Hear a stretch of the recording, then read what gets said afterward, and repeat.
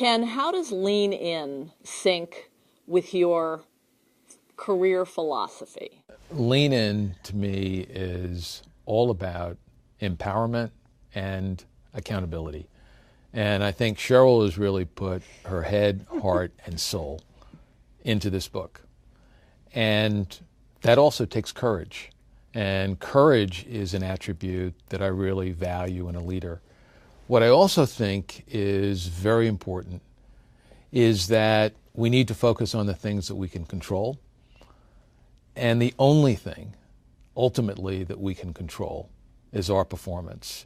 But what I also believe